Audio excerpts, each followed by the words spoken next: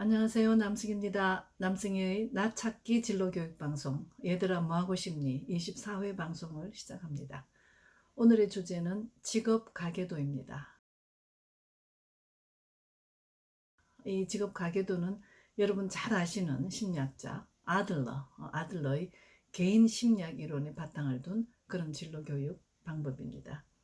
직업 관련한 가계력을 알아보고 자녀의 직업의식, 직업선택, 직업태도 이런 것에 대한 가족의 영향력을 분석하는 그런 질적 평가 방법이 되겠습니다. 자, 가계력을 얘기하기 전에 가족력이라는 게 있죠. 우리가 병원에 가면 이제 문진표를 받게 되는데 그 문진표에는 자신의 질환, 증세를 기재하는 것뿐만 아니고 조부모, 부모, 형제, 자매 또는 자녀가 있으면 자녀까지 이런 혈연자의 병력도 기재하는 경우가 많습니다. 뭐 그 이유는 간단하죠. 바로 가족 구성원이 특정한 질환을 갖고 있는 경우에 자신도 그 질병에 걸릴 확률이 높기 때문입니다. 자, 일반적으로 3대에 걸쳐서 직계 가족 중에서 2명이 같은 질병에 걸린 경우에는 가족력이 있다. 이렇게 판단을 한다고 합니다. 자, 이렇게 문진에 가족력이 있다면 바로 진로 교육에는 가계력이 있다. 바로 이 가계력을 알아보는 것이 직업 가계도이다. 바로 자녀의 실제 경험, 그것이 교육 자료가 되는 그런 진로 교육 방법이 되겠습니다. 자, 여기에서 가계에 대한 용어의 사전적 의미를 한번 살펴보는 것이 필요하겠죠. 살펴봤더니 이렇습니다. 사전에는 이렇게 규정되어 있습니다. 가계란 바로 대대로 내려온 한 집안의 계통, 조상 대대로 내려온 한 집안의 교율이나 가정교육 지침, 이렇게 규정되어 있습니다. 직업 가계도는 자녀의 가족이나 선대들의 직업적 특징을 그려보는 도표다. 이렇게 이해하시면 될 것 같아요. 진로 교육 방법에는 많은 것들이 있습니다. 그 중에서 특별히 직업 가계도에 주목하는 이유가 있습니다. 가족은 개인의 직업 선택 방식에 영향을 준다. 가족은 개인의 직업 선택 방식에 영향을 준다. 바로 이런 전제 때문이죠. 가족 관계를 통해서 진로나 직업에 관한 이해를 높이고 그 의미를 발견할 수 있다면 그건 분명 효과적인 진로 교육이 될 것입니다. 자, 왜냐하면 가족 관계이기 때문에 직접 관찰하고 직접 경험할 수 있는 그런 특징이 있다. 이것이 가장 중요하겠죠. 제가 앞에서 말씀드릴 때 직업 가계도는 자녀의 직업의식, 직업태도, 직업선택 이런 것에 관한 가족의 영향력을 분석하는 질적 평가 방법이다. 이렇게 말씀드렸지 않습니까? 바로 직업을 이해하거나 선택하는데 가족 중에서 누가 영향력을 행사했는지 탐색해서 이것을 자기 객관화, 다시 말하면 자신의 역량을 객관적이고 공정한 방식으로 평가하고 측정하는 그런 근거로 삼게 된다. 이것이 바로 자기 객관화인데 바로 가족 구조라고 하는 비교적 넓은 시각에서 중요하고 필요한 정보를 얻게 되는 것입니다. 자, 가족은 다시 한번 말씀드립니다. 가족은 직업을 선택하는 방식이나 또는 자신을 지각하는 방식에 영향을 미치게 됩니다. 특히 이 직업 가계도는 직업 선택과 관련된 무의식 과정까지도 밝히는데 도움이 됩니다. 자, 가족 관계 속에서 어릴 적부터 어떤 사회화 과정을 거쳤는지 두런두런 이야기하면서 진로 탐색에 유용한 단서들을 스스로 얻게 됩니다.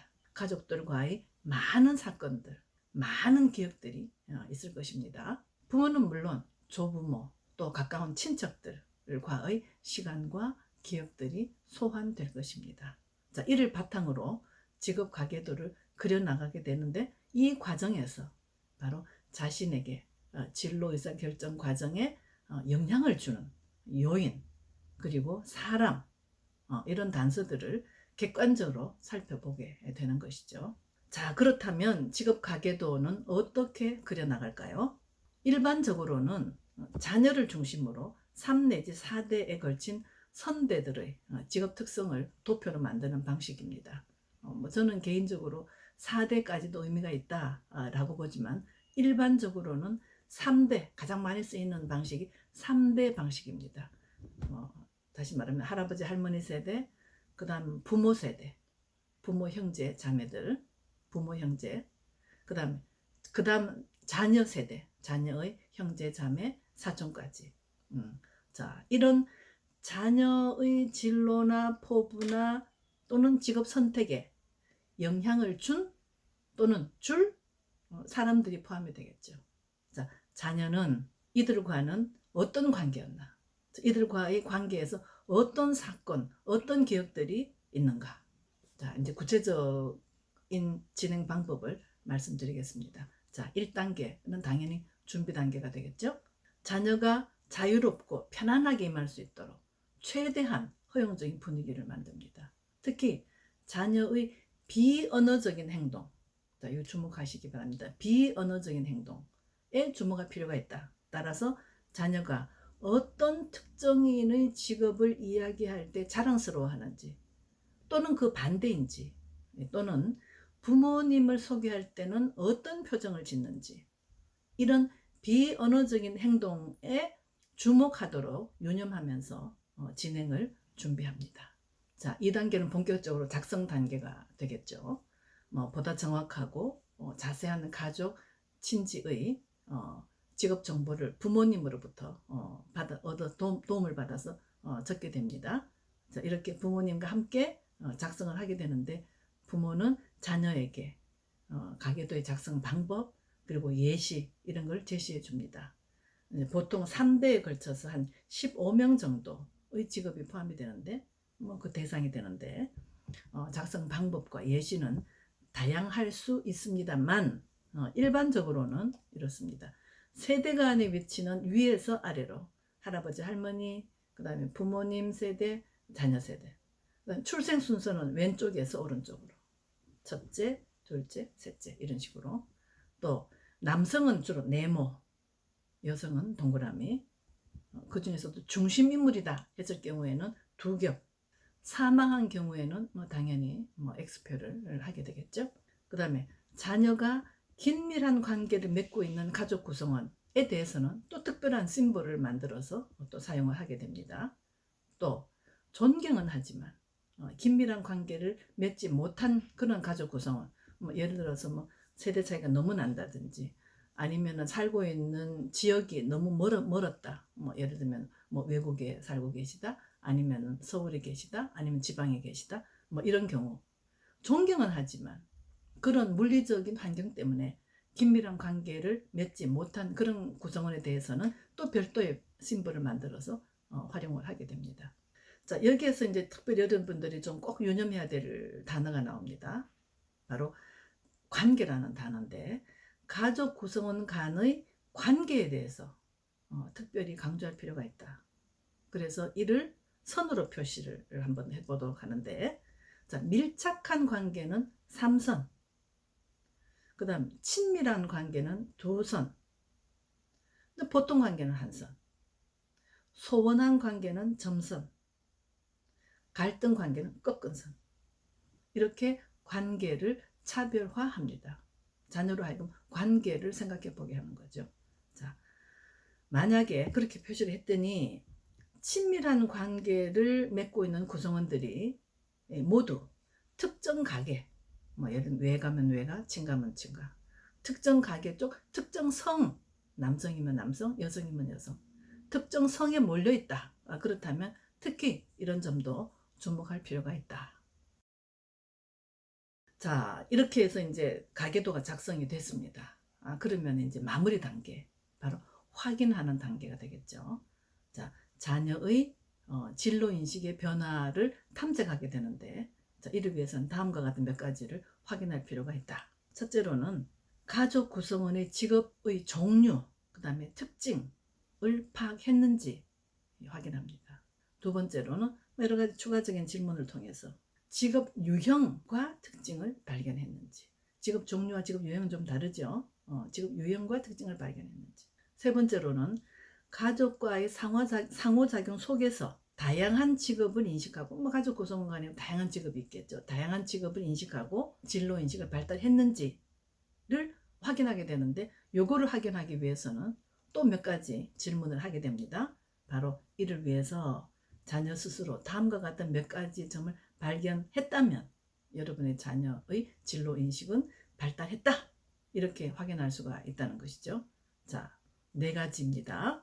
자, 첫 번째로 여러분의 자녀가 세대별로 직업 유형에 차이가 있을 수 있다고 발견했다면, 두 번째로는 성별로 선호하는 직종이 있을 수 있다고 여러분의 자녀가 발견했다면, 그다음에 세 번째로는 직업에 따라서 경제적 지위의 차이가 있을 수 있다고 여러분의 자녀가 발견했다면, 네 번째로는 유사한 직종의 직업인들은 유사한 흥미와 가치를 추구하는 경향이 강하다는 점을 발견했다면, 바로 여러분의 자녀가 이런 점을 발견했다고 확인이 되면 여러분의 자녀의 진로 인식은 발달하고 변화했다, 이렇게 확인할 수가 있겠습니다. 자, 여기에서 덧붙여 몇 가지만 더 말씀을 드리겠습니다. 자, 가족 유형은 세대를 거쳐서 반복되는 경향이 있습니다. 자, 이러한 경향은 당연히 직업 유형에서도 나타날 가능성이 높습니다. 따라서 직업 가계도 상에서 반복되는 직업 유형이 있다면 이것은 바로 현재와 미래에도 영향을 준다는 것을 시사하기 때문에, 바로 이렇게 세대 간에 반복되는 직업 유형이 있다면 이를 탐색하고 인식할 필요가 있습니다. 자, 물론 이 직업 가계도를 진로 교육에 활용하는 데는 다소간의 한계가 있을 수 있습니다. 왜냐하면 자녀가 가족 관계를 통해서 형성이 되는 어떤 주관적인 인식으로 정보를 선택적으로 받아들이기 때문에 어떻게 보면 객관적인 진로 인식 향상에는 한계가 있을 수 있다, 이런 지적도 있습니다. 물론 타당한 얘기입니다. 자, 그럼에도 불구하고 직업 가계도 활용은 바로 자녀의 직업 인식에 영향을 미치는 관계적 요소를 고려하기 때문에 자녀의 진로 인식에 보다 효과적으로 증진할 수 있는 그런 강점이 있음을 다시 한번 강조해 드립니다. 자, 정리하겠습니다. 진로 교육은 진로에 관한 다양한 정보를 제공하는 것에서 시작한다. 그래서 우리는 또 그렇게 지금까지 그렇게 해왔다. 그러나 그것보다 더 중요한 것이 있다. 그것이 바로 진로 인식에 영향을 주는 관계적 요소를 이해하도록 하는 것. 이것이 오히려 더 중요할 수도 있다. 예를 들면 뭐 교사라든지 친구라든지 아니면 사회적 인플루언서라든지 이런 사람들도 영향을 주지만 가족 관계가 자녀의 진로 인식에 더 큰 영향을 준다는 사실입니다. 자, 따라서 자신을 지각하는 방식에 영향을 미치는 가족 관계를 통해서 그려보는 직업 가계도 작성은 자신의 어린 시절 이야기를 할 기회를 갖게 됨으로써 일단 호기심이 생기지 않습니까? 그리고 자신의 성장 경험에 대한 정보를 통합하는 그런 관계적 구조를 자녀가 갖게 됩니다. 이런 관점에서 직업 가계도 활용은 여전히 효과적인 진로교육 방법일 수 있으니까 많은 활용을 해보시기를 권유드립니다. 다음 시간에는 진로 시간 전망이라는 주제로 말씀드리도록 하겠습니다. 자녀로 하여금 시간이라고 하는 개념을 통해서 자신의 미래를 생각하고 계획하고 설계해보는 그런 진로교육 방법입니다. 다음 시간에 뵙겠습니다. 시청해 주셔서 감사합니다.